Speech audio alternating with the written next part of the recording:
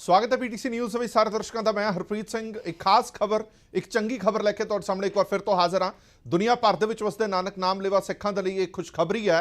जो खबर कल असीं तुहानूं दस्सी सी सूत्रां दे मुताबक उस ते मोहर लग गई है कि करतारपुर साहब दा लांघा 19 नवंबर तो पहला पहली पातशाही साहब श्री गुरु नानक देव जी के प्रकाश पुरब तो पहला खुल जाएगा। उस ते अज मोहर लग गई है इस खबर ते जिहड़ी कल तुहानूं दस्सी सी। और केंद्र सरकार ने फैसला किया कि कल तो करतारपुर साहब का लांघा यात्रियों लिए खोलिया जाएगा। जी हाँ, 19 नवंबर तो पहला कल तो यानी कि 17 तरीक तो ये गुरपुरब मनाउण दे लई संगतां ने जिहड़ियां इस लांघे राहीं करतारपुर साहब जा सकदियां ने। ये वड्डी खबर है। तमाम खबर तुहानूं दसदे हां डिटेल दे विच। ये खबर है की है, दरअसल केंद्र सरकार वालों कोविड-19 के चलदियां होइयां इस करतारपुर साहब के लांघे नूं 16 मार्च 2020 ਨੂੰ ਬੰਦ कर दिता गया ਸੀਗਾ। 16 मार्च 2020 तो बाद ਇਹ ਲਾਂਘਾ खुलिया ही नहीं, सब कुछ खुल गया पर ਇਹ ਲਾਂਘਾ बंद रहा। इस बहाने करके बंद रहा कि कोविड-19 है, इस करके ਲਾਂਘਾ नहीं खोलिया जा सकता। ਜਦੋਂ ਹੁਣ ਗੁਰੂ ਨਾਨਕ ਪਾਤਸ਼ਾਹ ਦਾ ਪ੍ਰਕਾਸ਼ ਪੁਰਬ ਆ ਰਿਹਾ, सिख संगतां दी पुरजोर मंग सियासी दबाव हेठ आंदियां होइयां केंद्र सरकार ने एक वड्डा फैसला लिया कि करतारपुर साहब कोरीडोर है जिहड़ा हुण खोलिया जाएगा। और यह भी कहा गया है कि जो पहला ही गाइडलाइनस दित्तियां गईयां ने उन्हां दे मुताबक खोलिया जाएगा। तमाम जानकारी तुहानूं दे रहे हैं। केंद्र सरकार वालों कल तो करतारपुर साहब लांघा खोलण दा ऐलान कर दिता गया है। गृह मंत्री अमित शाह ने ट्वीट करके इस संबंधी जानकारी दी है। अमित शाह होरां ने कहा कि कल 17 नवंबर तो करतारपुर साहब के लांघे नूं दोबारा खोलण का फैसला किया गया। नाल ही उन्होंने अपने ट्वीट दे विच लिखा कि यह फैसला श्री गुरु नानक देव जी के प्रकाश पुरब नूं वेखदियां होइयां लिया गया। 19 नवंबर को श्री गुरु नानक देव जी का प्रकाश उत्सव मनाया जा रहा है। मैनूं यकीन है कि प्रधानमंत्री वालों करतारपुर साहब के लांघे नूं मुड़ खोलण का फैसला देश भर दे विच सिख संगतां की खुशी नूं होर वधाएगा। करतारपुर साहब के लांघे खुलण दे नाल जिहड़ियां संगतां ने वो दर्शन दीदारे कर सकणगियां करतारपुर साहब दे। दस दी कि लंबे समय तो श्री गुरु नानक देव जी के प्रकाश पुरब मौके करतारपुर साहब लांघा खुलण की मंग लगातार की जा रही सी कि यह लांघा खोलिया जाए और दर्शन दीदारे ने वो करवाए जाण। इस संबंधी ਵੱਖ-ਵੱਖ आगुआं ने भावें वो हरसिमरत कौर बादल होण, चरणजीत चन्नी पंजाब के मुख मंत्री होण, हाल ही दे विच पंजाब बीजेपी के एक वफद ने मुलाकात भी की सी। इन्हां सारियां चीज़ां नूं ध्यान दे विच रखदे होया ये जिहड़ा ऐलान किया गया कि लांघा खोल दिता जाए। पर दो तीन चीज़ां बड़ियां गौर करन वालियां ने, हाले तक क्लैरिटी नहीं है। क्लैरिटी की नहीं है वो तुहानूं समझाने हैं। कल तो करतारपुर साहब कोरीडोर खोलण की गल की जा रही है और ये कहा जा रहा है कि इस लांघे राहीं जिहड़ियां संगतां ने वो करतारपुर साहब जा सकदे ने, पर रजिस्ट्रेशन हाले तक ओपन नहीं की गई, हाले तक भी खोली नहीं गई।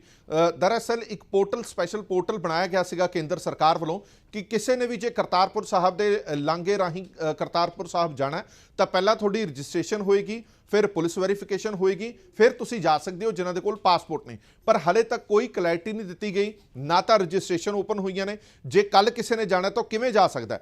रजिस्ट्रेशन होई नहीं, संगतां जाण ते किवें जाण, ये वड्डा सवाल जरूर खड़ा हो गया।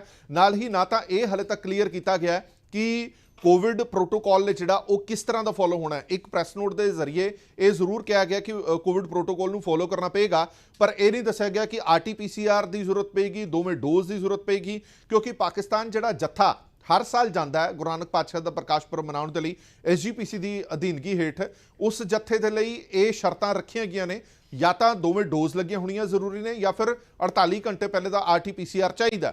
फिर ये तय मन के चलो कि यही शर्तां इन बिन शर्तां ने जिहड़ियां वो करतारपुर साहब राहीं करतारपुर साहब कोरीडोर राहीं करतारपुर साहब जाण वालियां संगतां दे लई भी लागू होणगियां। एक प्रैस नोट है जिहड़ा केंद्र सरकार वालों जारी किया गया, वो प्रैस नोट भी तुहानूं दिखा दिंदे आ जिस दे विच ये जिक्र किया गया कि चीज़ों की जरूरत पेगी। ये प्रैस नोट हुणे हुणे आया, ये हाईलाइट जिहड़ा कीता पिया ये तुहानूं दिखाने क्योंकि बाकी सारियां गल्लां तो ही है जो तुहानूं पहलां दस चुके हैं। इस दे विच ये लिखिया गया कि जिहड़े यात्री ने वो जे गुरुद्वारा साहब जाना चाहते हैं तो जिहड़ियां पहलां ही शर्तां ते हदायतां ने उन्हां दे जरिए ते कोविड प्रोटोकॉल नूं फॉलो करन दे जरिए ये दोवें चीज़ां नूं ध्यान दे विच रखदियां होए जिहड़े यात्री ने वो करतारपुर साहब जा सकते हैं। जिहड़ा पहलां हदायतां ने उन्हां हदायतां दे विच तुहाडी रजिस्ट्रेशन होनी लाजमी है, तुहाडे कोल पासपोर्ट होना लाजमी है, तुहानूं टाइमिंग दित्ती जाएगी, स्लॉट दिता जाएगा, उस टाइमिंग दे विच आना पेगा, तुहानूं डेट दसी जाएगी कि इस डेट दे विच आएगा। ये सारियां शर्तां तां है ही हैं, नाल ही कोविड प्रोटोकॉल भी लिखता भी वो भी फॉलो करना पेगा। हुण कोविड प्रोटोकॉल दे विच भी दो चीज़ां आंदियां ने, या तां तुहानूं दोवें डोज लगियां होणियां जरूरी ने या फिर 48 घंटे पहले दा RT-PCR चाहिए। ये जिहड़ी है ये चीज़ दसी गई है। तुहानूं वैबसाइट भी दिखा दिंदे आ जिस दी मैं पहलां गल कर रहा सीगा कि जिहड़ा पोर्टल खोलिया होया, ये मिनिस्ट्री ऑफ होम अफेयर्स ने एक पोर्टल बनाया सीगा जिस ते ਤੁਸੀਂ ਰਜਿਸਟ੍ਰੇਸ਼ਨ ਕਰ ਸਕਦੇ ਹੋ। ਉਹ ਸਾਰਾ ਬਿਊਰਾ ਜਿਹੜਾ ਉਹ ਦੱਸਿਆ ਗਿਆ, ਡੇਰਾ ਬਾਬਾ ਨਾਨਕ ਦੀ ਸਾਰੀ ਹਿਸਟਰੀ, ਕਰਤਾਰਪੁਰ ਸਾਹਿਬ ਦੀ ਹਿਸਟਰੀ, ਉਸ ਤੋਂ ਬਾਅਦ ਇਹ ਦੱਸਿਆ ਗਿਆ ਕਿ ਤੁਸੀਂ ਕਿਵੇਂ ਜਾ ਸਕਦੇ ਹੋ, ਕਿਵੇਂ ਜਾਣਾ ਹੈ, ਕਿਵੇਂ ਨਹੀਂ ਜਾਣਾ, ਕੀ ਤੁਸੀਂ ਨਾਲ ਲਿਜਾ ਸਕਦੇ ਹੋ, ਕੀ ਨਹੀਂ ਲਿਜਾ ਸਕਦੇ। ਇਹ ਸਾਰੀਆਂ तमाम ਜਿਹੜੀਆਂ ਚੀਜ਼ਾਂ ਨੇ ਇਸ ਵੈਬਸਾਈਟ ਦੇ ਵਿੱਚ ਦੱਸੀਆਂ ਗਈਆਂ ਸੀਗੀਆਂ। ਇਸ ਦੇ ਨਾਲ ਹੀ ਮੈਂ ਤੁਹਾਨੂੰ ਦੱਸਾਂਗਾ ਕਿ ਤੁਸੀਂ ਜਿਵੇਂ ਅਪਲਾਈ ਕਿਵੇਂ ਕਰ ਸਕਦੇ ਹੋ। ਅਪਲਾਈ ਕਰਨ ਤੇ ਹੁਣ ਜਦੋਂ ਮੈਂ ਇਹ ਕਹਿ ਰਿਹਾ ਕਿ ਰਜਿਸਟ੍ਰੇਸ਼ਨ ਓਪਨ ਨਹੀਂ ਹੈ, ਅਪਲਾਈ ਇੱਥੇ ਕਰਨਾ ਹੁੰਦਾ ਸੀਗਾ, ਪਰ ਹੁਣ ਜਦੋਂ ਅਸੀਂ ਇੱਥੇ ਕਲਿੱਕ ਕਰਦੇ ਹਾਂ ਅਪਲਾਈ ਕਰਨ ਦੇ ਲਈ ਤਾਂ ਇੱਥੇ ਲਿਖਿਆ ਆ ਜਾਂਦਾ ਹੈ ਕਿ ਕੋਵਿਡ-19 ਕਰਕੇ 16 ਮਾਰਚ 2020 ਤੋਂ ਇਹ ਪੋਰਟਲ ਹੈ ਜਿਹੜਾ ਇਸ ਤੇ ਰਜਿਸਟ੍ਰੇਸ਼ਨ ਬੰਦ ਕੀਤੀ ਹੋਈ ਹੈ। ਇਹ ਰਜਿਸਟ੍ਰੇਸ਼ਨ ਹਾਲੇ ਤੱਕ ਨਹੀਂ ਖੋਲੀ ਗਈ। ਜੇ ਰਜਿਸਟ੍ਰੇਸ਼ਨ ਨਹੀਂ ਖੋਲੀ ਗਈ ਤਾਂ ਆਪਣੇ ਆਪ ਦੇ ਵਿੱਚ ਇਹ ਖਬਰ ਇਹ ਬੇਮਾਇਨੇ ਹੈ ਕਿ ਕੱਲ ਤੋਂ ਸ੍ਰੀ ਕਰਤਾਰਪੁਰ ਸਾਹਿਬ ਦਾ ਲਾਂਘਾ ਅਸੀਂ ਖੋਲ ਰਹੇ ਹਾਂ। ਉਸ ਲਾਂਘਾ ਖੋਲਣ ਦਾ ਫਾਇਦਾ ਕੀ ਹੈ ਜੇ ਉਸ ਲਾਂਘੇ ਰਾਹੀਂ ਸੰਗਤ ਜਾ ਹੀ ਨਾ ਪਾਏ।